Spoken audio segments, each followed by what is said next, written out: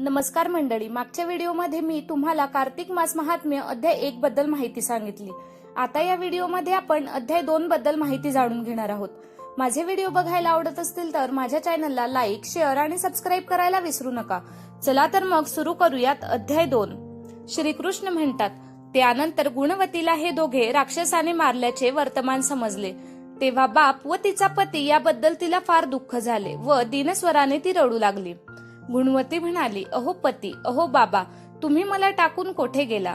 तुमच्या वाचून म्या अनाथ मुलीने काय करावे? मला घरात बसणारींना आता अन्न वस्त्र देऊन प्रेमाने माझे पालन कोण करेल? माझे भाग्य, सुख, आशा व जीवित ही सर्व नष्ट झाली, तर मी आता कोणाला शरण जाऊ जो माझे दुःख निवारण करेल? मी कोठे जाऊ, कोठे उभी राहू व काय करू? ब्रह्मदेवाने निष्ठुरपणाने माझा नाश केला, आता मी गरिबाने कसे जगावे? कृष्ण म्हणतात, याप्रमाणे तिने दुःखित झालेल्या हरणीप्रमाणे पुष्कळ शोक केला व वाऱ्याने केळं पडावी तशी ती भूमीवर पडली। पुष्कळ वेळाने पुन्हा उठून तिने फार शोक केला, याप्रमाणे ती शोकसागरात बुडून गेली। तिने घरातील सर्व जिन्सा विकून यथाशक्ती त्या दोघांचे पारलौकिक क्रियाकर्म केले।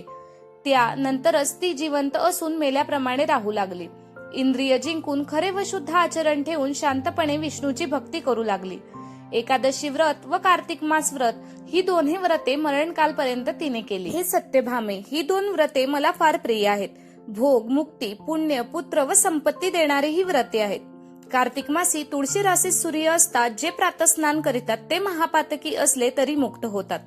प्रातस्नान, जागरण, दिवे लावणे व तुळशीची बाग राखणे ही कृत्ये कार्तिक मासी जे करीतात ते विष्णू मूर्तीत समजावे।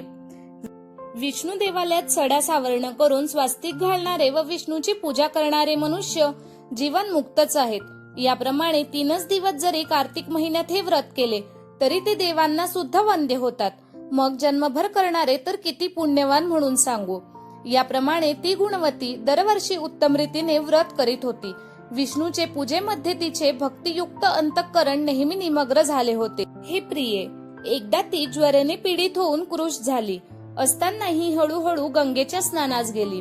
गंगेच्या जलात शिरली, ती थंडीमुळे कापू लागून विहळ झाली असता आकाशातून खाली येणारे विमान तिने पाहिले। ते विमान शंख, चक्र, गदा, पद्म धारण करणाऱ्या विष्णुरूपी दूतांनी युक्त होते व त्या विमानाचा ध्वज गरुडांकित होता। त्या विष्णुदूतांनी तिला विमानात चढविले व तिजवर 4 वारीत अप्सरागणांनी सेव्यमान असा तिजला वैकुंठास नेले। कार्तिक व्रताच्या पुण्याने त्या विमानात अग्नीच्या ज्वाळेप्रमाणे तेजस्वी दिसणारी ती गुणवती मत्स्यसिंध पावली। नंतर जेव्हा ब्रह्मादी देवांच्या प्रार्थनेमुळे ती पृथ्वीवर आली तेव्हा माझे सर्व गणही माझ्या बरोबर आले। हे सत्यभामे, सारे यादव हे माझेच गण आहेत।